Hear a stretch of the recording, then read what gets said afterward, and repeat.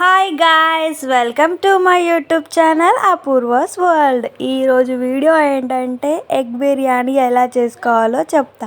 ముందుగా ఒక కుక్కర్ తీసుకొని 2 టేబుల్ స్పూన్ల ఆయిల్ పోసుకొని అందులో ఆనియన్స్ ఫ్రై చేసుకోవాలి. తర్వాత అదే ఆయిల్లో బాయిల్డ్ ఎగ్స్ని కొంచెం కారం, పసుపు వేసి అవి కూడా కొంచెం గోల్డెన్ బ్రౌన్ లాగా ఫ్రై చేసుకోవాలి.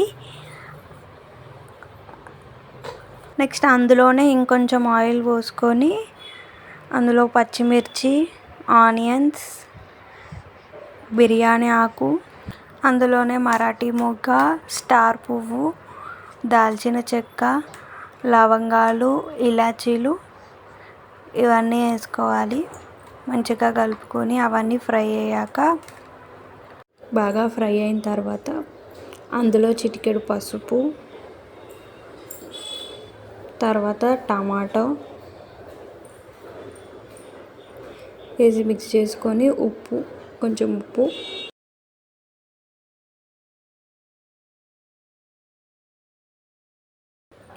కలుపుకొని కొంచెం ఉడకనివ్వాలి దాన్ని. ఇందులోనే ధనియాల పొడి, జీలకర్ర మెంతుల పొడి ఇప్పుడే వేసుకోవాలి, మేము మర్చిపోయాము, లాస్ట్లో వేసాము. మీరు ఇక్కడ ఫ్రై అయినప్పుడే వేసుకోవాలి. ఇందులో కొంచెం పెరుగు యాడ్ చేసుకోవాలి. తర్వాత కారం, ఉప్పు సరిపడా ఇప్పుడే టేస్ట్ చూసుకొని అన్నీ వేసుకోవాలి.